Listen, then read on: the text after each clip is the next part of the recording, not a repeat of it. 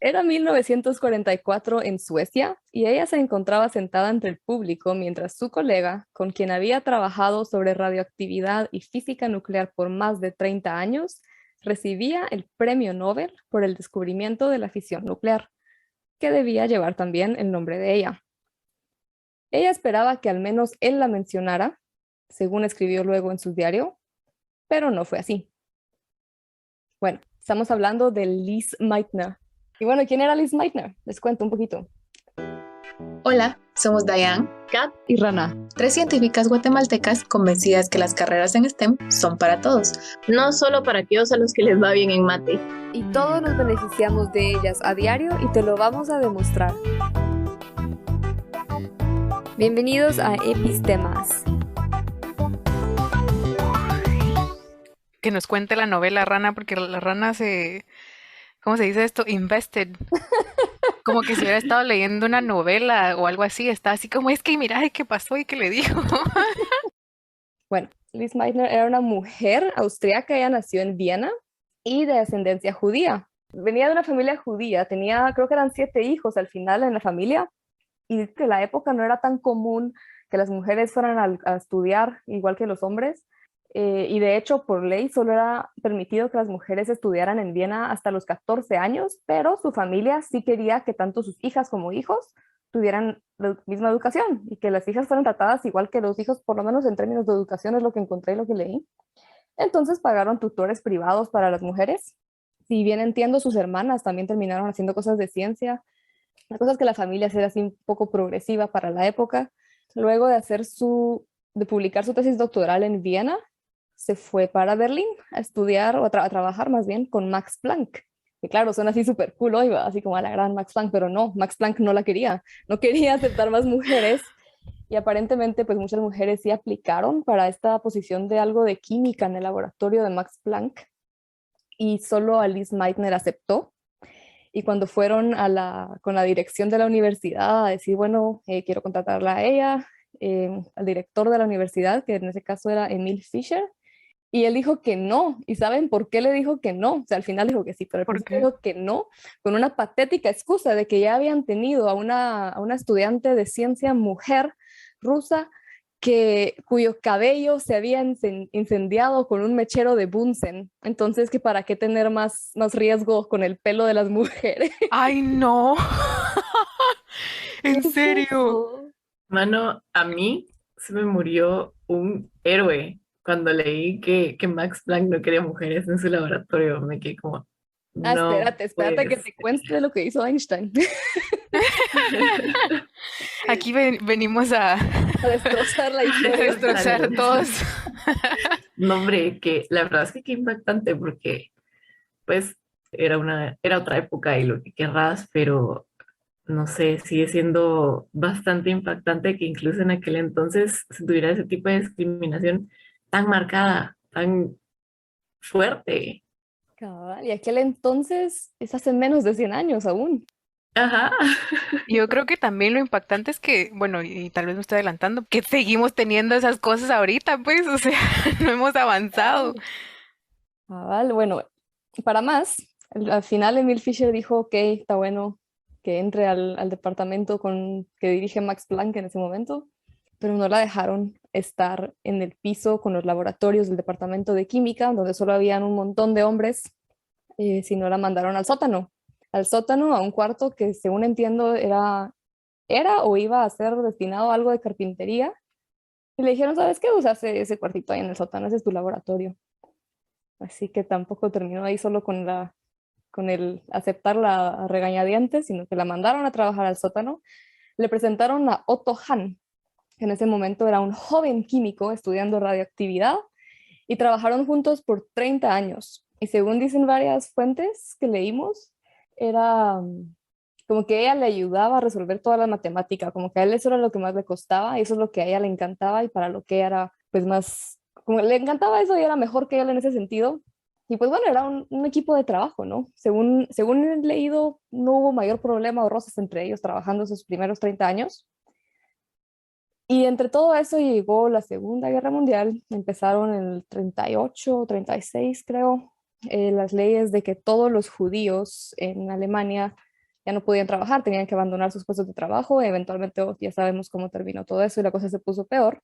Max Planck y otros de los colegas la ayudaron a escapar, se ayudaron entre trenes y carros y jalones y lo que sea, para sacarla de Berlín hacia el norte, hacia Dinamarca y luego hacia Suecia. Y así fue como llegó a Suecia, en donde siguió trabajando con Otto Hahn por correspondencia. Ellos, antes de que esto pasara, pues tenían muchas cosas diseñadas, muchos experimentos diseñados, y él los seguía haciendo en el laboratorio y le enviaba los resultados a ellas en postales, así como intentando esconderlo, ¿no? Que no estaba hablando ni traicionando a la patria, que obviamente pues ya sabemos qué significaba eso durante la Segunda Guerra Mundial.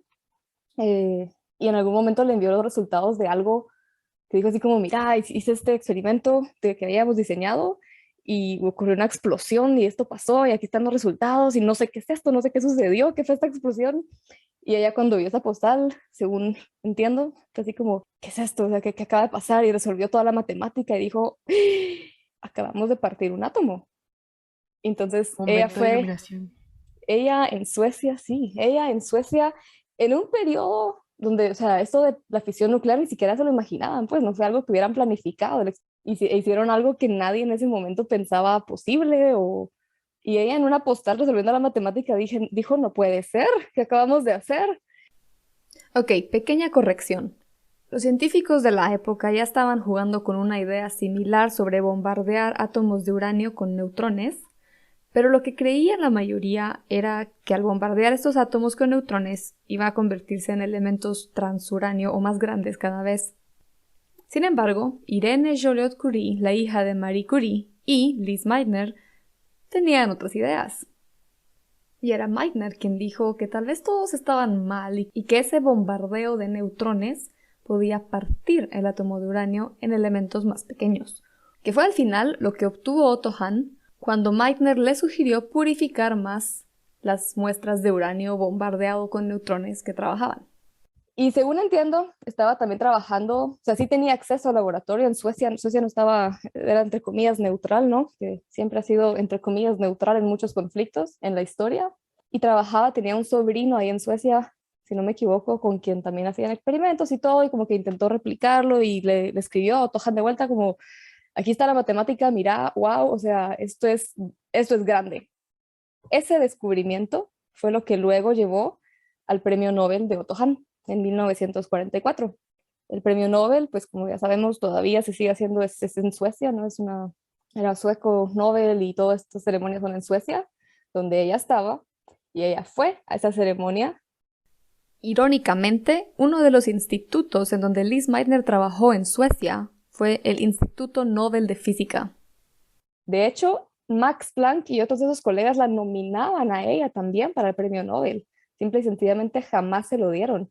Y creo que se me olvidó decir una cosa, y es que la publicación en Nature de Otto Hahn fue solo con su nombre. La excluyó a ella bajo la excusa de que en esa época poner un nombre que pareciera judío le iba a hacer como de menos el descubrimiento, porque iba a ser, entre comillas, ciencia judía que no se veía bien en la época. O sea, es entre que era mujer y entre que era judía, es una combinación de machismo y racismo y terrible. Y la cosa es que, bueno, historiadoras han visto no solo historiadoras, ella realmente pues murió hace poquito, entonces no, tampoco fue tan, entonces sí hay gente que le habló de esto, ¿no? En sus diarios escribió que cuando estaba sentada en el público, como dijimos al inicio, ella esperaba que aunque sea la mencionaran es que no insultamos en el podcast, pero el Otto Hahn ni eso, o sea, no mencionó nunca jamás su nombre, jamás corrigió nada. Desde el lado de él murió sin volver a mencionar el involucramiento de ella en este descubrimiento. Y hay otra historia, otra parte de eso rapidito, que aparentemente él hizo un trabajo así bien malo describiendo lo que estaba sucediendo en su paper, en su artículo, y ella envió una carta al editor de Nature como que aclarando el mecanismo matemático de lo que había sucedido, y pues ya, o sea, al final ella fue la que lo terminó explicando bien en Nature y salió todo, pero obviamente se siguió atribuyendo por mucho tiempo a Otto Hahn el descubrimiento y no a ella. Ay, no, qué indignante. ¡Qué estrés!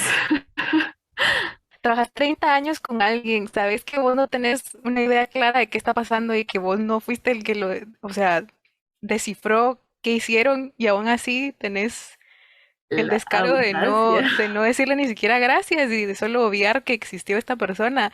O sea, Y antes de que todo eso Robarte su saliera, trabajo. cabal, y antes de que todo esto, o sea, eventualmente en los 60 ya se le reconoció, no se le dio ningún Nobel, pero le dieron muchos otros reconocimientos, dijeron, mira, ups, o sea, la historia te falló y tú también tienes tu nombre en esto de la fisión nuclear, ¿no? Fue ella y Otto Hahn. Pero para más, como todo esto también como precursor de la bomba atómica, la empiezan a acusar a ella de que ella tuvo que ver con eso cuando ella y Einstein, creo, fueron los únicos científicos en esa parte del mundo en ese momento de la historia que no estaban contribuyendo a lo de la bomba atómica. Todos los demás tenían, es algo complejo, ¿no? Porque era un poquito de nacionalismo y que la guerra y que tenían que los científicos contribuir a la guerra de alguna forma. Y ella y Einstein, ambos judíos, también fueron los únicos, hasta donde tengo entendido, de los famosos por lo menos, ¿no? Que no contribuyeron en absolutamente nada, que se rehusaban a ser parte de esa atrocidad. Pero a ella sí fue la que le atribuyeron eso por el descubrimiento de la fisión nuclear. Ahí está o una sea, como cuando era para la bomba, sí fue ella y para el Nobel y el descubrimiento de la fisión nuclear no fue No, ella. cabal.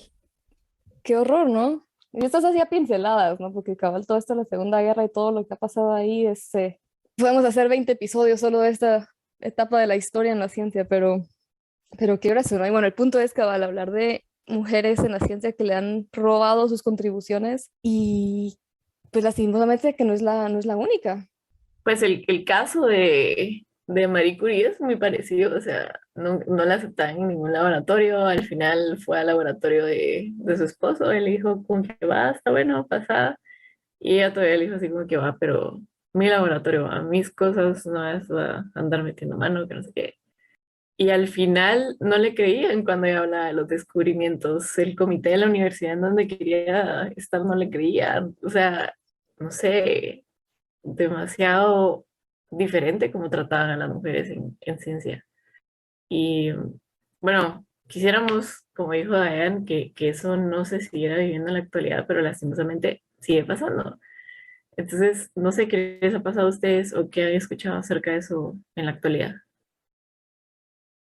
A la gran, está un poco complicado porque sabemos que esto sigue pasando a mujeres, sabemos que en campos como STEM la cantidad de mujeres que hay es menos comparado con la de hombres, pero personalmente yo, al menos durante la universidad, no lo sentí, porque estaba en una carrera donde había un montón de mujeres, o sea, éramos más mujeres que hombres, entonces era un poco como difícil ver esa realidad, pero siempre uno se topa con ciertos comentarios, con ciertas actitudes que vienen de gente en puestos superiores, hombres generalmente, con más experiencia, así como haciendo un poco de menos lo que uno sabe por una u otra razón, ¿verdad? O sea, ahí metemos un montón de factores que influyen, pero quiera que no, como que afecta, le afecta a uno y afecta cómo los demás lo ven a uno, ¿no? No sé si estoy haciendo algo de sentido o no. Sí, sí, Es como hablar un digamos, poquito del efecto Matilda, que más adelante vamos a hablar un poquito más de eso, pero es prácticamente eso. yo igual como, si similar a Dayan, yo nunca, afortunadamente por alguna razón, yo nunca tuve, o tal vez hay cosas que nunca me di cuenta por lo mismo que como estamos acostumbrados a ciertas cosas, tal vez no nos damos cuenta que algo es misógino o no, cuando a veces tal vez parece algo pequeño, pero al final hace más daño de lo que nos damos cuenta en el momento, ¿no? Pero siento que en mucho de mi vida nunca me pasó algo tan así. Curiosamente, hasta que me mudé a Viena a hacer la maestría, sí vi cosas y me pasaron cosas como si yo decía una idea u otra mujer en la clase decía una idea, a veces con ciertos profesores, como dice Diane, de más puestos más arriba en la jerarquía académica, ¿no? Tal vez era como, no, lo hacían de menos o solo lo ignoraban, como, va, ok, gracias por tu comentario, órale. 5 minutos más tarde, un colega hombre decía lo mismo y era como, wow, súper, sí, genial. Y es como, mano, ¿qué onda, Lo pues? acabo de decir. Ajá. Y muchas veces la Sí. gente, lo que vemos colegas jóvenes, y sí, como que interrumpían también, como, hey, tiempo, pues eso fue lo que dijo ella. Entonces, como, ok, entonces no está en mi cabeza, o sea, sí sucedió. Alguien sí se dio cuenta. ¿Cómo es que estas otras personas no se dieron cuenta? Pues, y pasó muchas veces. No, sí, definitivamente. A mí me ha pasado igual aquí. Eh, digo alguna idea o digo algo así como de, mire, pero si hacemos esto va a pasar esto otro y no nos sirve de nada. Y cuando pasa es cuando reconocen, ah, no, sí, siempre yo tenía razón, ¿verdad? Entonces es como nunca se toma en cuenta, no se toman en cuenta esos aportes y también no sé si les ha pasado, pero comentarios tipo como de que nosotras no podemos hacer cierto tipo de trabajos, trabajos como que necesitan un poco más de fuerza o más resistencia físicos, que también esos comentarios a mí me caen muy mal porque es como, mire, pero, o sea, yo puedo, pues no voy a quebrar por agarrar, no sé, por mover esa bolsa, o sea, no sé, no tiene sentido. También. Ya no tiene agua el tambo de agua desmineralizada, lo cambio. No, ahorita voy yo, no, no se preocupe, déjelo ahí porque está muy pesado el tambo. Y yo no así como, ven, es un tambo. O sea, no, Sí, a mí lo que me ha pasado es que también ha llegado un punto en el que el crédito que ellos quieren que se les dé es bastante mayor al que se debe dar o al que normalmente se daría. Wow, o sea, imagínense que las mujeres hiciéramos eso, ¿verdad? Y que fuéramos así, de, no, mano, mencioname, Ay, mencioname. qué exagerada. Ay, qué... Ajá, ay, qué exagerada, pues, cabal. ya, y ahí está tu nombre, ¿qué más querés? ¿Va? Y es como, la gran, no sé, se me hace que bastante grosero hasta cierto punto que quieran tanto reconocimiento, pero cuando uno lo pide es como, no, mira, es que igual lo que tú hiciste lo hubiera podido hacer cualquiera, lo que pasa es que tú agarraste la oportunidad en el momento correcto. Como para tal vez contrastar o comparar mi experiencia, por ejemplo, igual con mi ex jefa y que sí he tenido la dicha, digamos, que de trabajar con muchas mujeres como guías, mentoras y jefas. El sentimiento ha sido afortunadamente muy distinto, cada vez el opuesto y cabal como para contrastar lo que decís. Es al revés, en el sentido de dicen, ay, mira, pongamos tu nombre de primero porque vos estás como más junior, entonces necesitas estas cosas, o pongamos de vos aquí, digamos que vos tal cosa, como que apoyando tu desarrollo de carrera, que es lo que al final un mentor debería hacer, ¿no? Entonces, cabal, que solo lo menciono como para contrastar un poquito experiencias entre mentorías hombres y mujeres. No es que tampoco haya mujeres más competitivas en ese sentido o machistas incluso, que, pues, que ocurre, hay. Entonces, ¿qué debería hacer? Porque cabal, no es, ¿cuál es la arrogancia? Pues, ¿cuál es la gana? Y como tú decís, y a la hora de que le toque a uno, ¿qué? Ay, no, fue suerte, cualquiera lo pudo haber hecho. No, hombre, y después que por qué tenemos tantos problemas de impostor y mentales, porque te dicen Sí, estas cosas que uno a veces se lo termina creyendo en cierta forma, o sea, sí te afecta, aunque uno no quiera o aunque uno diga, ay, no le voy a hacer caso, está ahí en el cerebro dando vueltas. au, ¿verdad? Y uno ahí esforzándose, uno ahí poniéndole tiempo, poniendo de todo, estrés, lágrimas, casi que hasta sangre literalmente. Y no, lo hubiera podido hacer cualquiera. La gran realidad. Ay, sí. Esta gente no debería ser mentora de nadie. Es mentira. O sea, sí, o No, sea, o sea, aceptar algo de mentoría implica más allá de solo saber la ciencia per se, pues es un montón de relaciones interpersonales, de ser más líder positivo en ese sentido, ¿no? O apoyar a la persona a quien accedes como mentorear, ¿no? No, no destrozarla, no decir cosas así. O sea, quédate en tu oficina mejor. cabal. O intentaba no dar una opinión al respecto. Cabal. Y yo solo quiero aclarar que, digamos, no estamos generalizando en cuanto a absolutamente todos los mentores hombres, porque, porque no es el caso, sino que estamos compartiendo más experiencias que nos han pasado a nosotras y que definitivamente no nos pasan solo a nosotras, ¿no? O sea, es algo que vemos comúnmente en nuestros círculos y que por lo mismo que lo vemos no solo ahora, sino que se veía desde hace muchos años, como vemos con el caso de Liz Meitner, por lo mismo que lo veíamos antes, como lo seguimos viendo ahora, es algo que, por si no sabían, tiene nombre. Y esto se llama efecto Matilda. Y es interesante porque aquí hemos mencionado varias cosas y el efecto Matilda, vamos a definirlo primero, el efecto Matilda es la discriminación consciente y sistemática que han sufrido las mujeres y los aportes de mujeres en la ciencia de investigación, pero este efecto se deriva de otro efecto, el efecto Mateo. Entonces, en la Biblia hay una parábola de los talentos en Mateo, justamente, que dice que a quien tiene se le dará más y a quien no tiene hasta se le va a quitar. No lo estoy diciendo literalmente, pero esa es la idea detrás, ¿no? Entonces, el sociólogo Robert King Merton se basó en esta parábola de los talentos para referirse a un fenómeno en el que los que ya eran reconocidos se les reconocía más fácilmente que la gente que no era reconocida. Es decir, justo lo que mencionábamos, alguien que ya tiene renombre, que tiene un puesto conocido, va a ser quien se lleva el crédito a pesar de que hay más gente detrás que trabajó y aportó en eso, ¿no? Entonces, esto se conocía o se acuñó como efecto Mateo. ¿Cómo pasamos al efecto Matilda entonces? Y esto es un poco relajo porque hay varias cosas que tomar en cuenta. Primero, recordemos, ¿verdad? Efecto Matilda, la discriminación de la mujer y de sus aportes en la ciencia de investigación.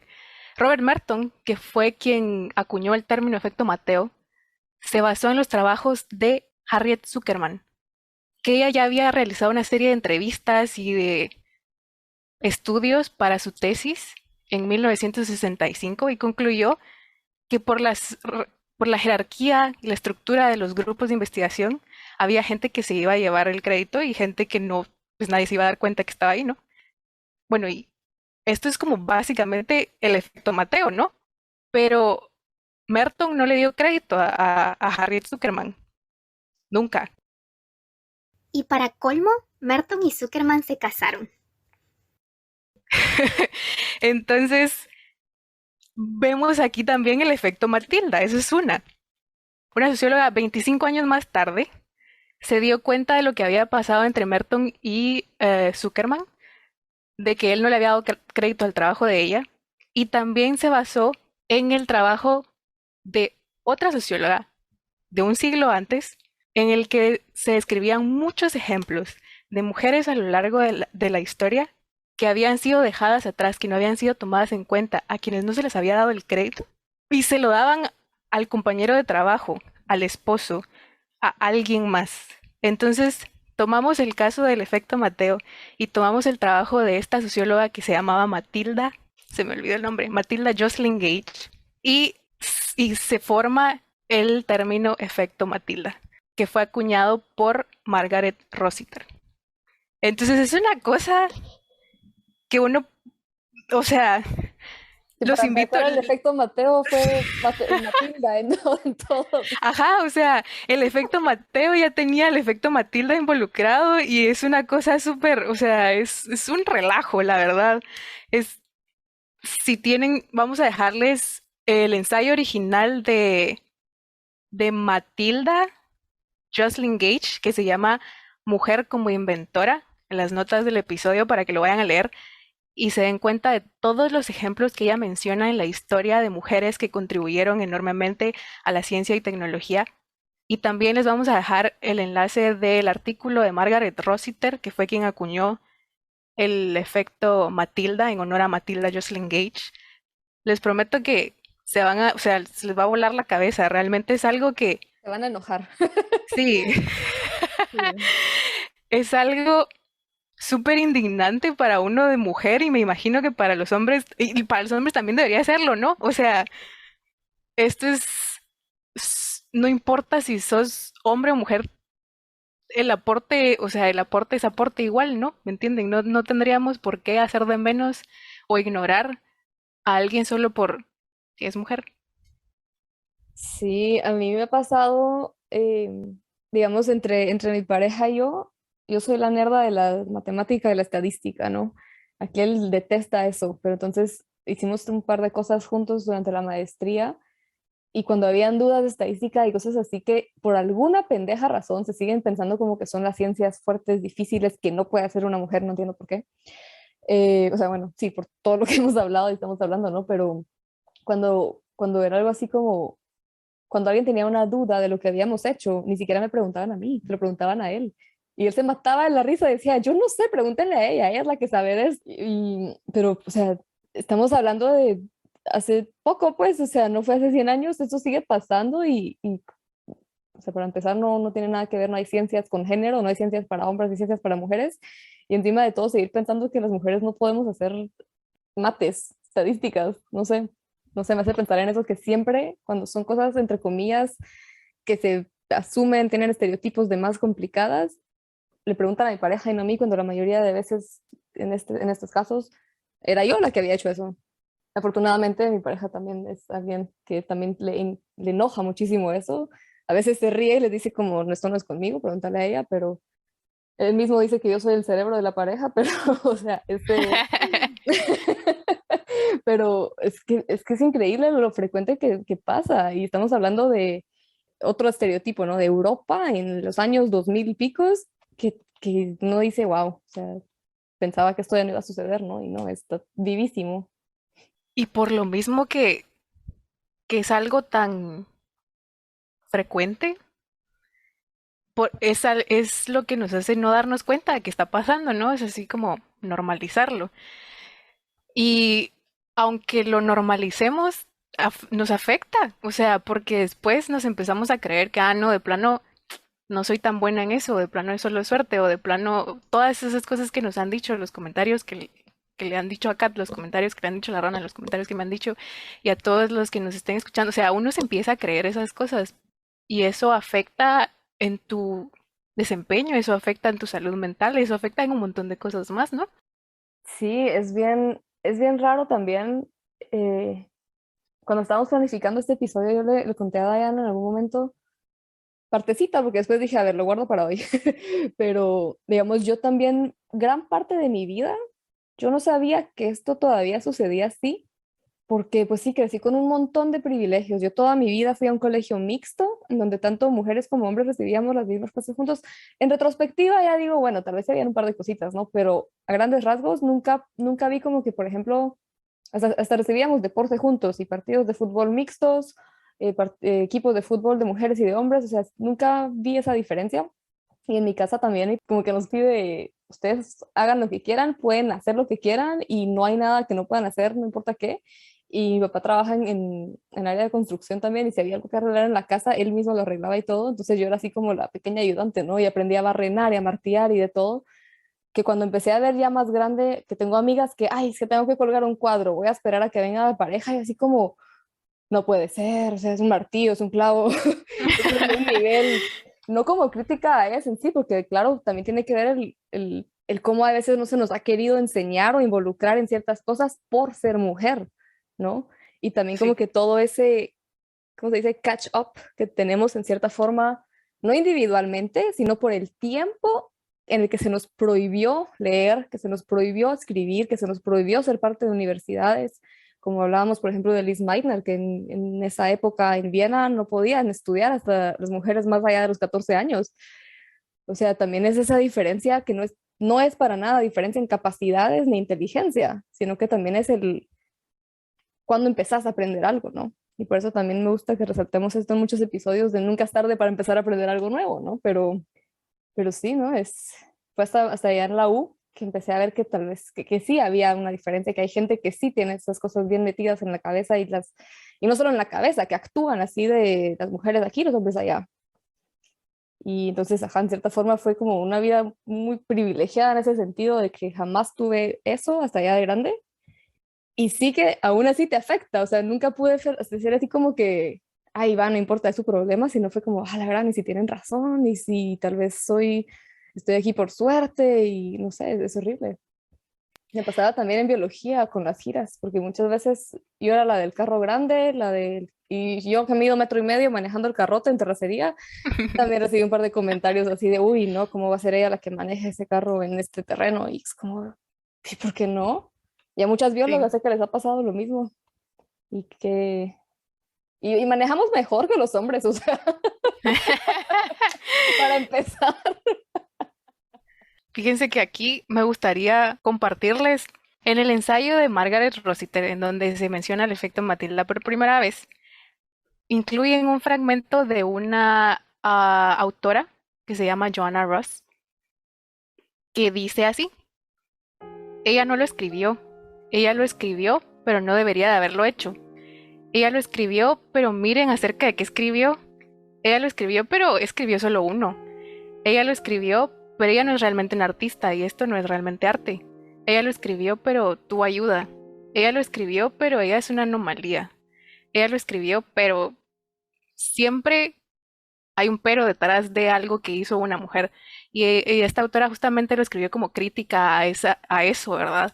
Y me pareció que queda como muy on point, así como dar clavo con lo que hemos estado hablando, así como de, ahí fue suerte, o ay no, pero no sé qué. O sea, siempre tiene que haber un pero y nunca nos pueden dar el crédito completo.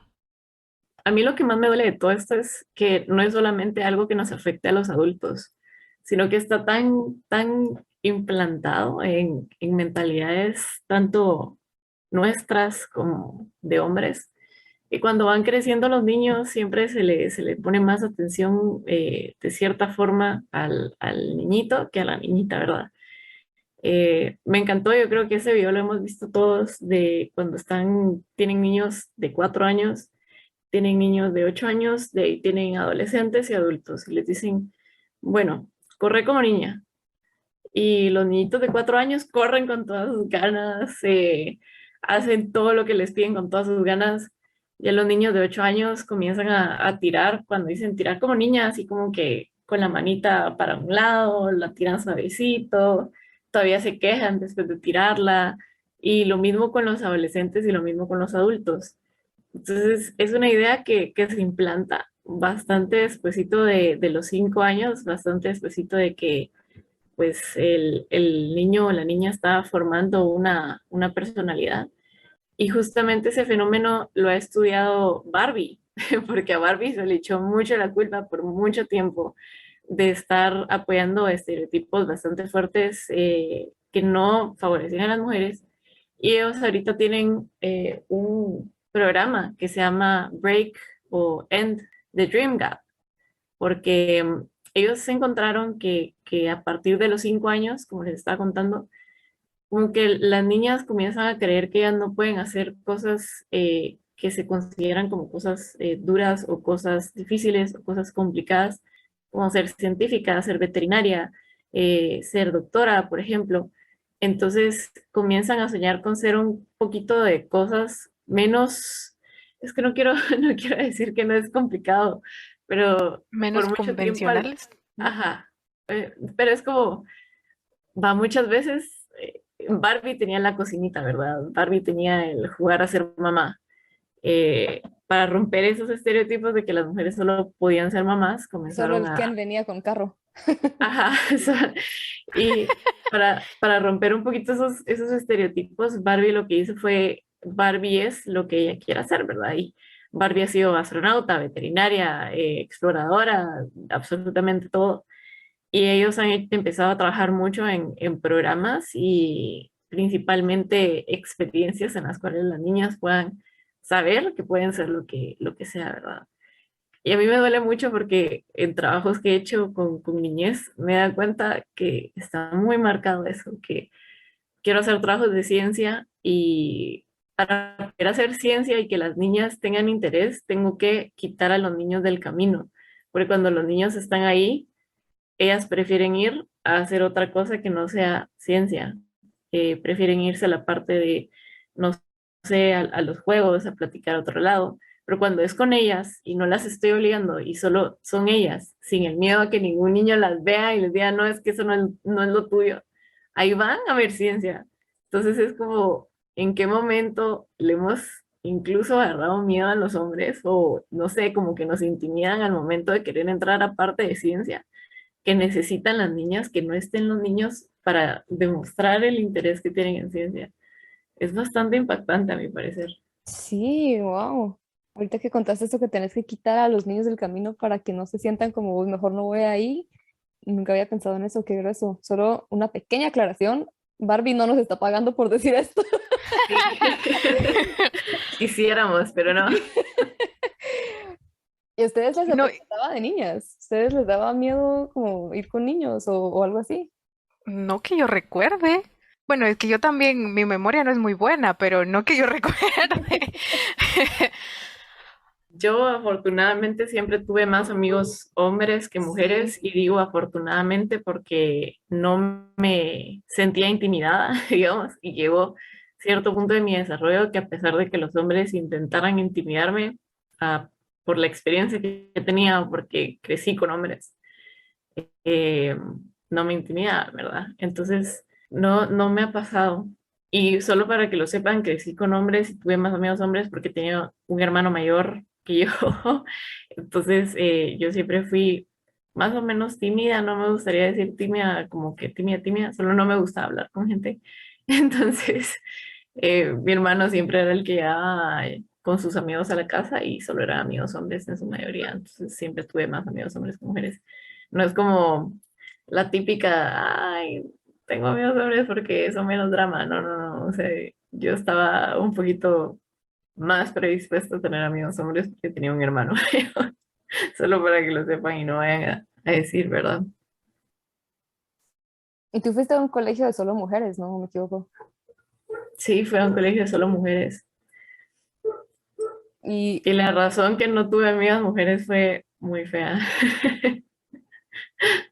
Sí, fue principalmente porque es que es una historia, no sé si eso lo podemos poner o lo deberíamos de poner, pero es que yo fui bully mucho tiempo, entonces, eh, según yo tenía amigas por ahí de sexto primaria, primero básico, me di cuenta que ser bully no me iba a llevar a ningún lado y dejé de hacerlo, pero obviamente yo ya había roto cualquier tipo de respeto o posible amistad que muchas niñas podrían tener conmigo, entonces crecí parte del bachillerato y pues básicos y bachillerato, obviamente no esperando que me perdonaran. Eventualmente me perdonaron muchas de las que estuve molestando, eh, pero yo realmente nunca quise forzar amistades ahí porque yo sabía lo que había hecho. Entonces, tuve amistades muy bonitas, principalmente tres, cuatro niñas con las que tuve y sigo teniendo una amistad bastante fuerte, pero no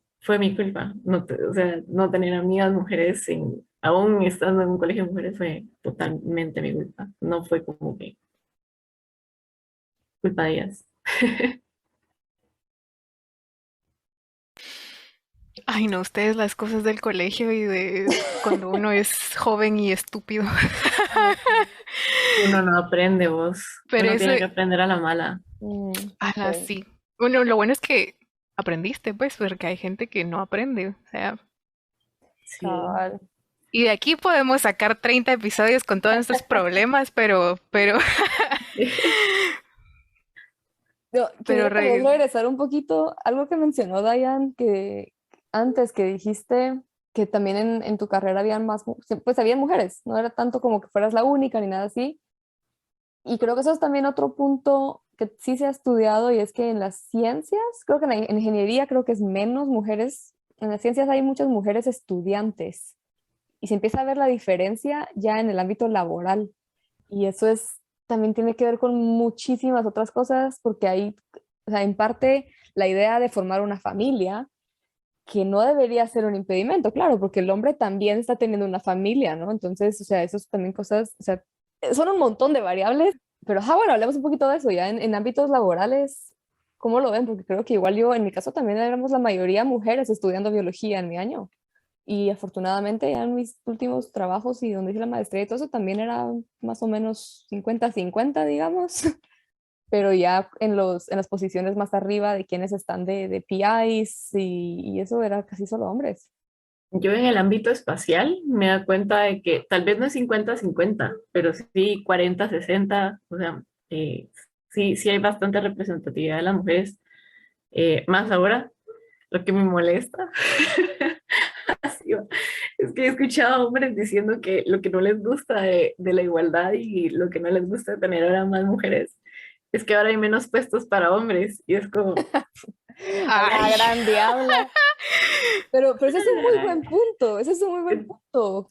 pero es que no debería de ser un problema. Exacto, eso es lo que la gente no entiende junto a nadie, de que por supuesto que va a haber algo que se va a sentir como sacrificio para los hombres. Y esta frase la leí hace poco, no me acuerdo en dónde, que obviamente una parte lo va a sentir como que está perdiendo algo, que siempre han estado del lado que gana de una injusticia. Entonces, cuando las cosas empiezan a ponerse más justas, están perdiendo ciertos privilegios injustos. pero en realidad, ajá, o sea, no es... Yo cuando escuché eso dije, wow, o sea, siento mucho. Yo siento mucho que sintas que te está discriminando, ¿verdad? Porque él me lo dijo como, me duele que han habido oportunidades que yo me pierdo porque ahora hay mujeres que están tomando esas oportunidades y hay menos hombres que las están tomando. la verdad. Fue como, a la gran pobrecito, por un lado, así como que pobrecito que solo tenga esa mentalidad, ¿va? Que toda su vida tuvo los beneficios y ahorita que están un poquito más iguales, ya no los tiene, pero es como, pobre. Oh, cosita. Déjame ver, te consuelo pegante con una silla. No, son mentiras. Que se te arreglen las ideas un poquito. No, hombre, no, no, no. No a la violencia, por favor, no hagan eso. En el campo de la agricultura, la mayoría son hombres. O sea, hay muchísimos, muchísimos hombres. Yo tengo la fortuna de tener varias mentoras mujeres a quienes admiro un montón y que he tenido la suerte de tenerlas como jefas en mis trabajos anteriores, al menos estando en Guatemala. Entonces, como que sentía ese apoyo, esa era una relación diferente, pero el campo de la agricultura es un campo de hombres. Entonces, es bien complicado.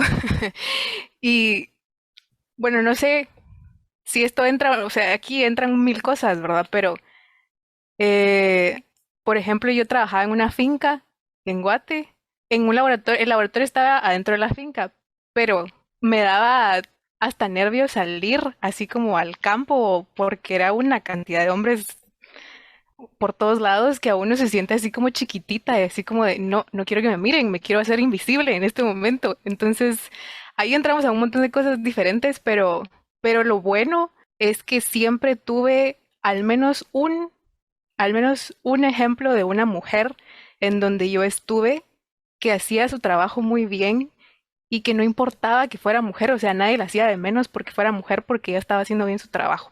Entonces, el hecho de tener esos ejemplos a lo largo como de mi vida profesional me han ayudado mucho a, pues es que eso realmente no importa, o sea, solo tengo que hacer siempre bien mi trabajo y todo debería estar bien. Ahora, ese siempre no va a ser el caso, ¿verdad? Pero al menos haber tenido esas experiencias ha sido un gran privilegio, la verdad. Es que qué interesante, qué irónico que la agricultura hoy sea un campo dominado por hombres, cuando por tanto tiempo y hasta como volviendo al tema de los niños y lo que nos enseñan que está mal también, y ya hoy tenemos hasta evidencia arqueológica de cómo no es cierto, pero que los hombres eran los cazadores y las mujeres a la agricultura, ¿no? Y como ahora lo que estás diciendo, y que por cierto tampoco es cierto eso de que los hombres eran los cazadores y las mujeres se dedicaban a la agricultura en la época de las cuevas y etcétera, que no me escuche un arqueólogo, luego lo siento, pero sí, en los Miren, últimos años han habido hasta papers de estos temas, donde han encontrado como muestras de que mujeres también eran cazadoras y que, o sea, todos hacían de todo, ¿no? O sea, no es esa idea que tenemos de separar hombres y mujeres en distintas actividades, era como esos sesgos los ponemos en cómo interpretamos las evidencias arqueológicas, científicas y demás, que no está bien y que no es cierto. Y por lo menos estamos ya pues corrigiendo un poquito, poco a poco esas cosas. Y si alguien le sigue diciendo a sus niños eso, pues dejen de hacerlo. pero, pero sí, creo que todo esto que estamos diciendo ahorita de como que la proporción hombres-mujeres en nuestros trabajos se relaciona también un poco con lo que decía Kat, tal vez de los niños y niñas, en el sentido de que muchas veces yo conozco mujeres, más que nada en el área de tecnología, de ingenierías, que a veces han dejado su trabajo, no porque no les guste, no porque no puedan, sino porque no era un ambiente positivo ni saludable mentalmente, no porque hayan más hombres, sino por el trato que estos hombres a veces le daban por ser mujer y hacer de menos su trabajo, sus capacidades cuando tenía todo lo, digamos, el lado profesional, ¿por qué estar en ese puesto? Pero no se sentía bien ahí, entonces se va. Y eso también afecta, ¿no? O sea, cómo los hombres tratan a sus colegas. sí.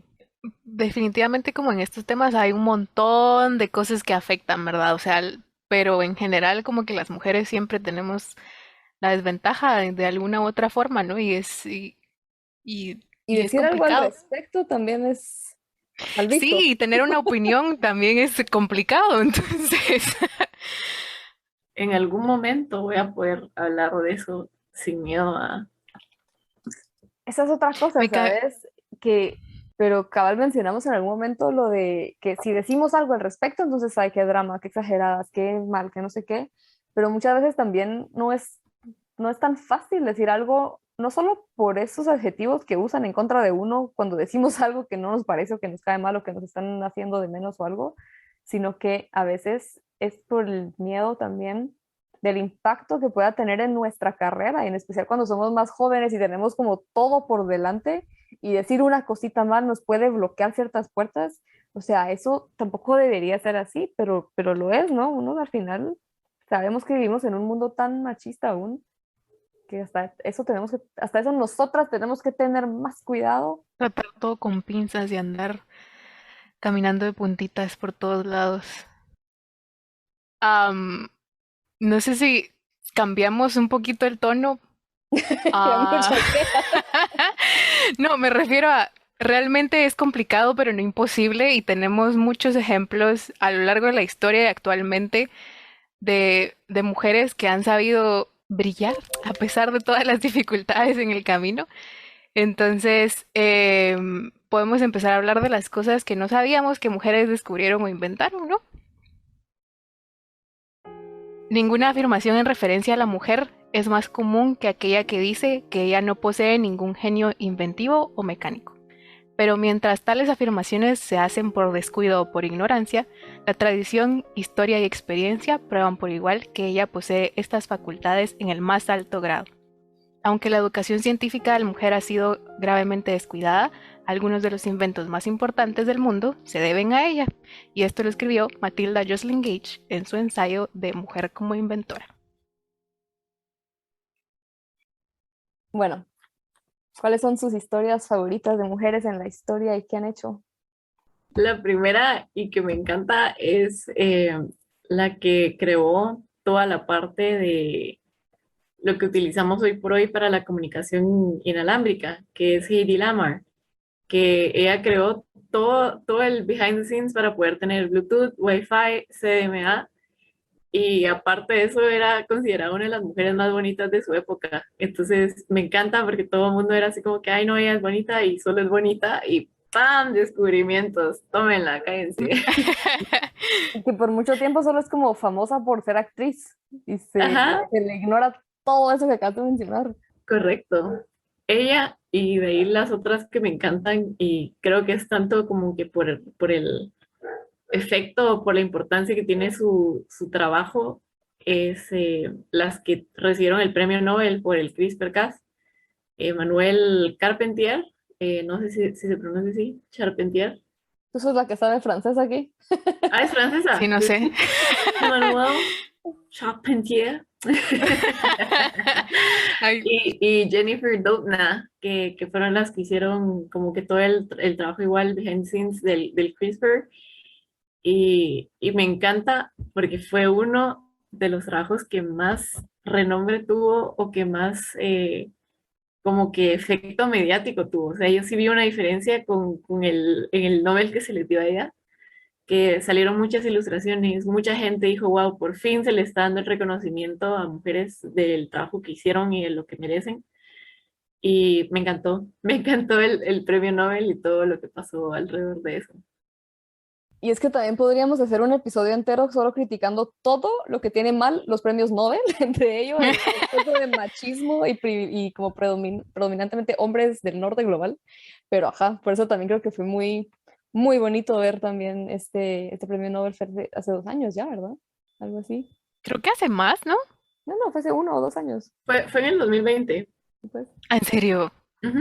Justo hoy estaba viendo una película animada en donde mencionan CRISPR-Cas, así como hablando de modificaciones genéticas y demás. Entonces llegó a todos lados esto. Personalmente, bueno, yo nunca fui una ávida lectora, ni me interesé mucho por realmente buscar, ah, o sea, nunca busqué en la historia, en la ciencia, algún ejemplo de alguna científica que me llamara la atención. sino que lo hice más bien, o sea, ahorita para preparar este episodio. Entonces encontré un par de cosas que no sabía acerca de mujeres en la ciencia que me llamaron la atención. Uno, Catherine Littlefield Green, que fue la que inventó, no sé cómo se llama realmente, creo que es desmotadora o una máquina, en inglés se llama Cotton Engine, que básicamente es una máquina que ayuda a separar las fibras de algodón de las semillas. Antes de que existiera esta máquina, pasaban 1 libra de algodón, se limpiaba al día, 1 libra de algodón. Y después de la invención de esta máquina, se lograban hacer 300 libras en el mismo tiempo y con al mismo precio. Tenía el mismo valor, obviamente. Entonces, ese dato me voló la cabeza cuando lo estaba leyendo. Decía, no puede ser. Y lo triste es que se le atribuyó al hombre al que le ayudó a armar la máquina, pero fue ella la que tuvo la idea. Entonces eso, la desmotadora para limpiar semillas de algodón. A mí me encanta en el área de la ecología la historia de María Sibylla Merian. No me acuerdo si es holandesa o alemana.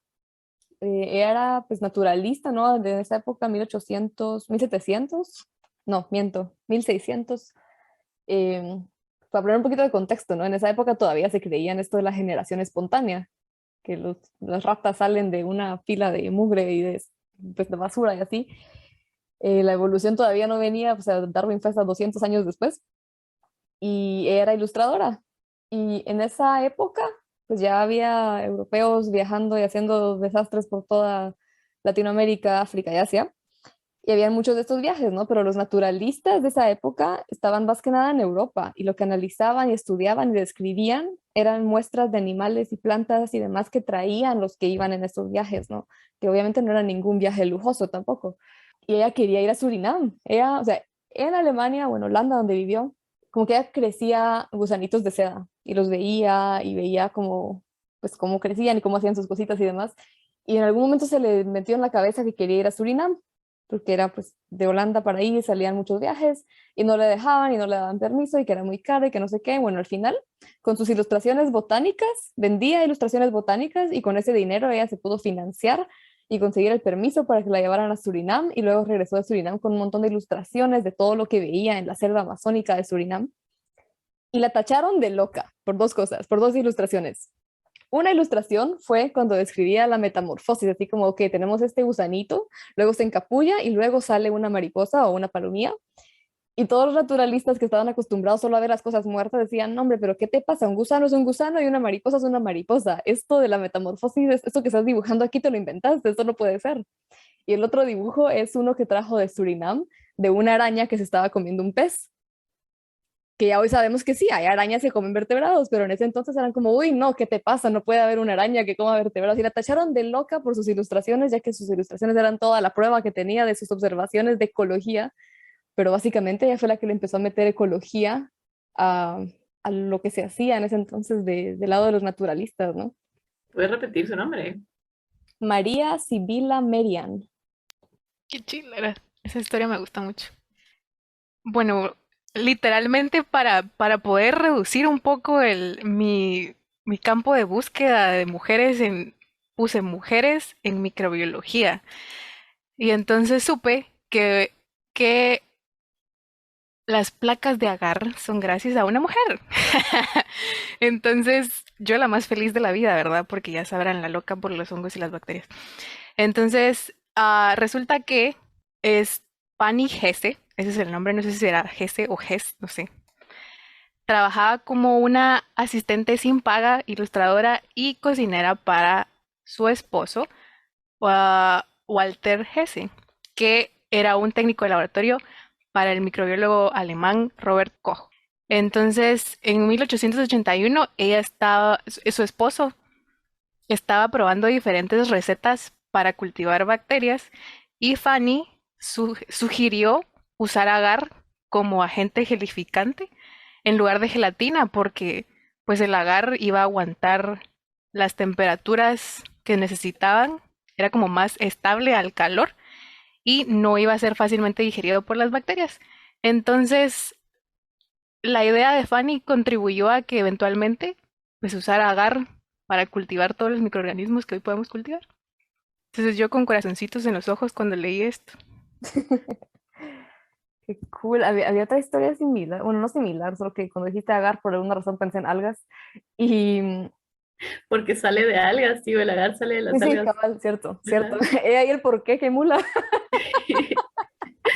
Ok, ¿cómo se llama? Se llama Kathleen Mary Drew Baker. Es otra historia que me gusta mucho por varias razones y es bien divertido porque, ok, ella era científica, no fue ella nació en 1901, pues no es tan atrás, y trabajaba en la Universidad de Manchester, si no me equivoco, y sin mayor problema en el sentido de que las mujeres en ese momento sí podían estar en la universidad, pero aparentemente sí tenía una política esa universidad de no contratar mujeres casadas. Cuando se casó la despidieron, pero ella siguió como haciendo sus investigaciones y ella trabajaba con esta alga que se llama Porphyra laciniata, o creo que en general con varios Porphyra de los que tienen en las costas de Inglaterra, del UK. Y probablemente quienes nos escuchan conocen esta alga como nori o el alga del sushi.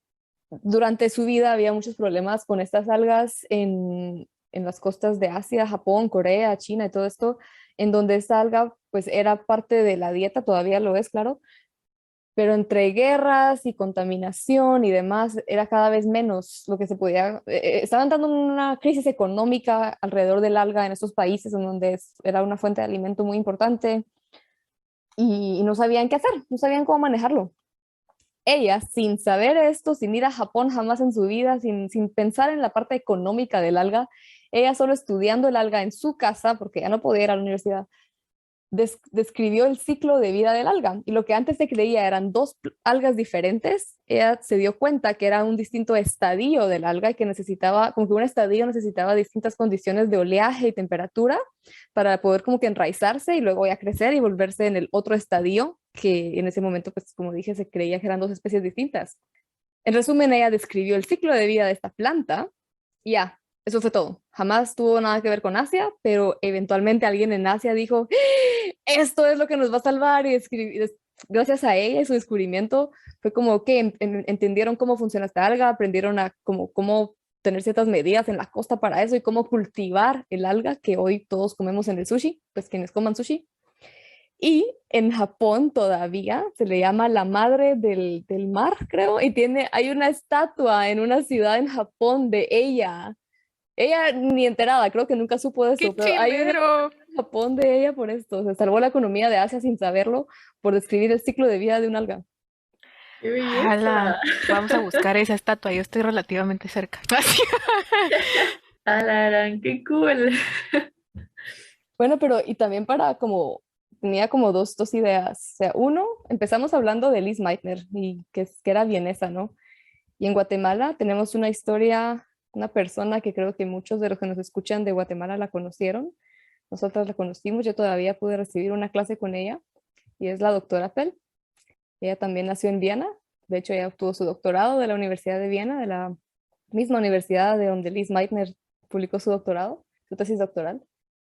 Y si no estoy mal, fue en el 57, o me equivoco, que la doctora Pell fue a Guatemala y ahí se quedó.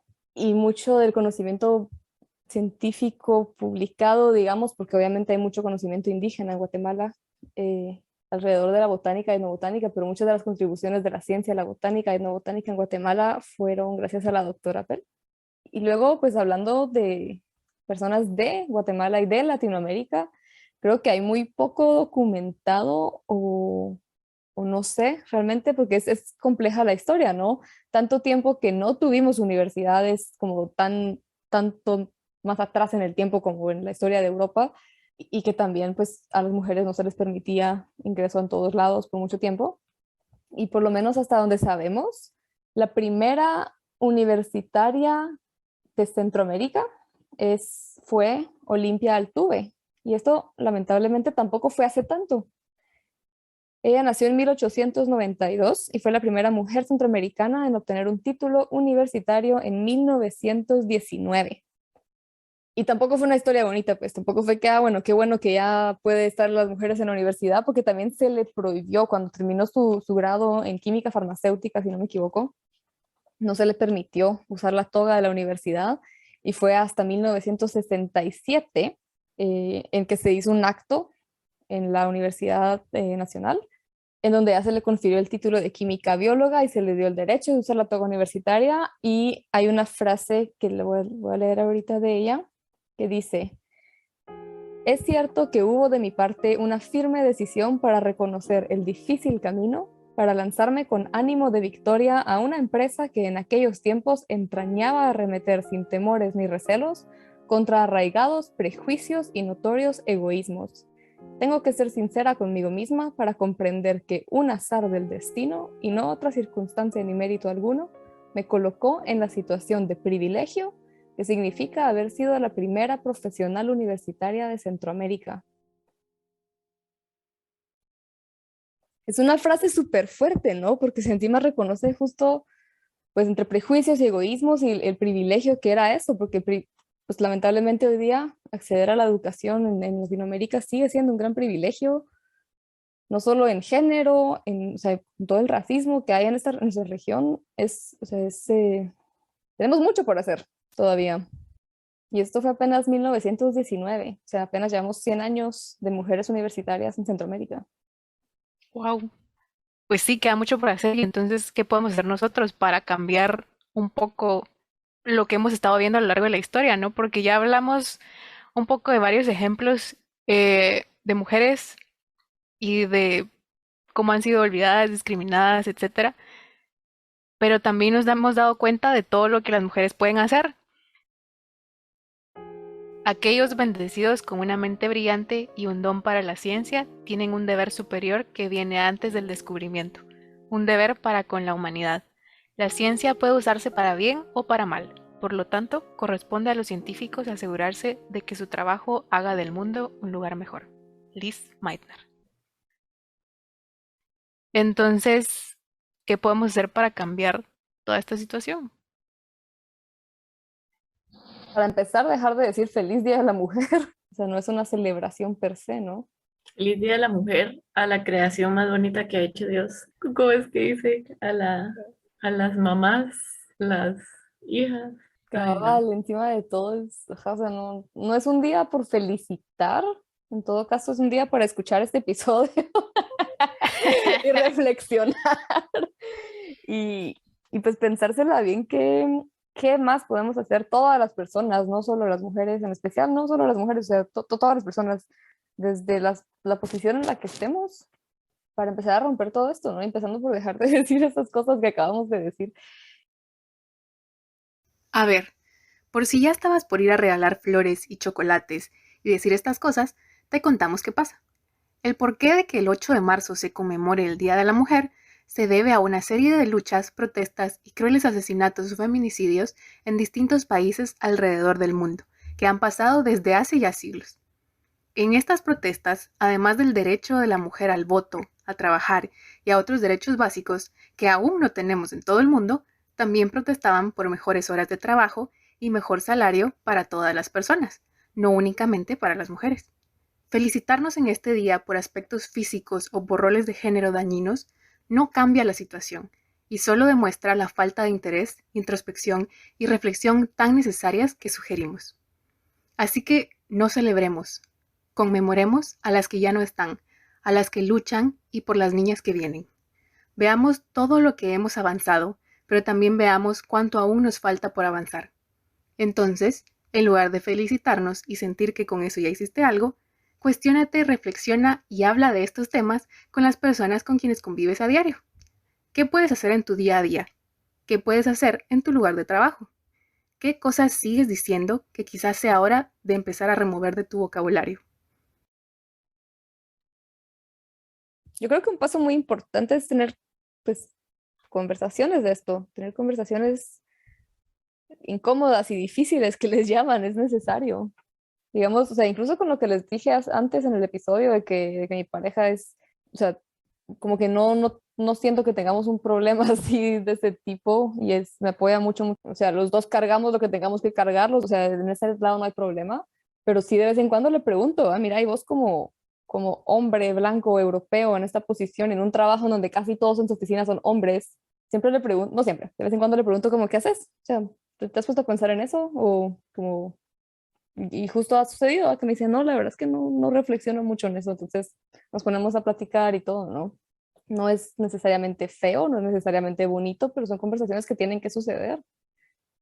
Y más porque uno a veces desde su privilegio, pues no se da cuenta de estas cosas, ¿no? Y si no nos damos cuenta de lo que está pasando, no lo podemos cambiar, no podemos hacer nada para mejorar la situación. Entonces, justamente hay que traerlo a colación, hay que dialogarlo más seguido. Hay algo, am, pues ¿cuándo fue? Fue para el Día de la Mujer y la Niña en la Ciencia, que estuve viendo una transmisión en Instagram en donde mencionaron esto y me quedó muy marcado porque mencionaban cómo en creo que era una especie de conferencia en la universidad, habían mencionado varios investigadores y les decían así como fulanito de tal, investigador menganito de tal, y les decían su nombre completo a todos los hombres, pero cuando se trataba de una mujer, pues no mencionaban el nombre de la mujer, sino que era así como, ah, y ella. Y entonces mencionaban que hubo alguien, un hombre, que se paró y dijo, mire, por favor, refiérase a la científica por su nombre también, porque, o sea, su aporte también es válido y no hay que hacerla de menos de ninguna forma. Entonces, me quedó muy marcado porque es algo que podemos hacer todos cuando nos damos cuenta de que situaciones como esta están pasando. Si alguien está haciendo de menos a una mujer, a una científica, está haciendo de menos el aporte de alguien, pues podemos corregirlo en el momento, ¿no? Cabal, solo también creo que le sumaría eso, como que el cuidado en hasta qué hacer, ¿no? Porque también a veces pasa que, por ejemplo, una mujer está hablando y luego un hombre la interrumpe y a veces, por ejemplo, que otro hombre diga, hey, ella estaba hablando, como que eso está bien, pero hay gente que empieza como a hablar en lugar de ella y eso es lo que está mal. Entonces, tal vez como que ayudar a que otros se den cuenta está bien, pero no empezar a hablar por sobre las mujeres como, ah, pero ella que se estaba diciendo tal cosa, o es que ella quiso decir tal cosa, como, no, tiempo, en todo caso, pregúntale. O sea, si quieres como regresar la atención a ella, haz eso, pero no hables por ella, ¿no? Que eso también cae muy mal y no está bien. Sí. Y también con lo que mencionaste al inicio, cuando empezaste a decir eso, Diane, de los privilegios, también nosotras, ¿no? O sea, no solo los hombres, también todas nosotras. Y, por ejemplo, no sé, en mi caso, yo sé que yo también tengo privilegios por sobre otras mujeres que tal vez les es más difícil el acceso a ciertas cosas, como ya dijimos muchas veces, la educación o cosas que tal vez nunca pensamos, ¿no? Y que lo hemos dicho en otros episodios, tener privilegios no está mal, pero la cosa es reflexionar sobre ellos y usarlos para bien. Me refiero a, por ejemplo, yo tengo un apellido alemán y a la hora de una publicación científica eso, o sea, eso también se ha estudiado. ¿Cuántas mujeres no usan su primer nombre, sino solo iniciales para publicar? Porque si se ve que es nombre femenino y no masculino, se les hace de menos, similar a Liz Meitner y Otto Hahn. Y lo mismo con los apellidos. Hay gente que hace de menos apellidos latinos o españoles versus si son apellidos que se ven gringos o alemanes, entonces ha de ser mejor ciencia, que no tiene nada que ver, pero el sesgo existe, ¿no? Y son privilegios también, o la piel blanca en Latinoamérica. O sea, todo esto, quiera que no, da muchas ventajas, pues, y no debería ser así, pero estando en una posición con ciertas ventajas que no son por nada más que por suerte, no, o sea, poder como que desde nuestra posición también ayudar a crear espacios para que para otras personas también sea mejor y accesible. No sé si me expliqué, es un tema complejo, ¿no? Porque cada vez que uno dice algo de privilegio se escucha como que fuera algo malo, pero no hay nada de malo, la cosa es que no te los quedes para vos, pues, ¿verdad? Más o menos como lo que hablábamos de los sacrificios lo que contaba Kat, de que ay, ahora solo hay posiciones para mujeres y no para hombres, es como, o sea, no es que eso esté mal, es que ya es hora que pase. ¿Qué más consejos le dirían ustedes a las personas que nos escuchan? Yo el llamado que haría sería a la gente que en su poder tiene la educación de la niñez. Mi llamado iría más a si son maestras, maestros, papás, mamás, tíos, tías, por favor dejen de decirle a las niñas que ciertas cosas no son de niñas. Dejen de decirles que ellas no se pueden enloar los zapatos, pero su hermanito sí, que ellas no pueden ir a buscar animalitos, pero su hermanito sí, que hay muchas cosas que ellas no deberían de estar haciendo, pero su hermanito sí puede, porque es algo que baja bastante las ganas de entrar a una carrera científica. Luego, dejen de usar adjetivos, eh, ¿cómo es que se dice cuando es algo malo? Adjetivos Ay, Despectivos. despectivos o negativos con características. Es que es tan fácil y tan común que se cometan errores como, bueno, si un niño hombre pregunta y pregunta y pregunta y pregunta, es curioso. Si una niña mujer pregunta, pregunta, pregunta, es una preguntona. Si un niño hombre molesta hasta que obtiene la respuesta a algo que quiere, es persistente. Si una niña lo hace, es desesperante. Entonces, si una niña quiere tener liderazgo en una situación, es mandona. Si un niño lo hace, es líder. Y suena tonto, y yo sé que mucha gente que la está escuchando ahorita va a decir, no, hombre, yo nunca haría eso. Pero pónganse atención a las palabras que dicen y se van a encontrar que es más común, porque es algo que tenemos internalizado, lastimosamente. Entonces es algo con lo que tenemos que luchar en el momento de comunicarnos. Es algo que conscientemente tenemos que evitar decirlo para eh, generar ese cambio en la comunicación. Entonces, yo mi llamado y mi consejo iría más a las personas que tienen poder o que tienen eh, algún tipo de contacto con las niñas, tanto para niñas como para niños, a los niños que cuidar que no le digan cosas a las niñas de, no, es que tú no puedes hacer esto porque sos mujer, dejar esas ideas y a las mujeres, a las niñas decirles, mira, aunque te digan esto, no les hagas caso, vos sí puedes y no sé, como que darles ánimos a seguir haciendo las cosas que a ellas les dan curiosidad o como que les dan ánimos. Ese sería mi llamado. quisiera agregar también la importancia de justamente conocer las historias de más personas para darnos cuenta de que nosotras también podemos hacer ciencia, nosotras también podemos ir a embarrar los zapatos en el lodo, nosotras también tenemos todo el derecho a hacer esas cosas. Y entonces es importante que los niños y niñas también conozcan historias de gente que justamente ha hecho eso y que ahora es profesional y está haciendo cosas súper chileras. Entonces, eso, compartamos nuestra historia. Escuchen el podcast. Cabal, anuncio publicitario. Y tal vez para terminar, pues terminando la historia de Liz Meitner, ¿qué pasó al final? Pues a pesar de que no recibió el Nobel, eventualmente sí se le reconoció en vida, que es algo también positivo, ya que hay muchas mujeres que no se les reconoció hasta siglos después de que habían fallecido. Y a pesar de todo lo que vivió Meitner, pasó sus últimos 20 años viajando y hablándole a mujeres en ciencia y, citamos, decía, recuerden que la ciencia puede traer alegría y satisfacción a tu vida. Y a pesar de todo, no sé, Hay me que parece seguir. bonito. Ujú. Sí. Hemos aprendido de muchos ejemplos de mujeres científicas e inventoras en la historia, pero no solo hay que ver para atrás para darnos cuenta del gran efecto de las mujeres en la ciencia, tecnología, ingeniería y matemáticas. En Epistemas puedes conocer a científicas contemporáneas. Bióloga Alina Castañeda. Ingeniera mecatrónica Cecilia Marcico-Vettere. Doctora Verónica Castro Aceituno. Ingeniera electrónica y MBA Wendy Miranda.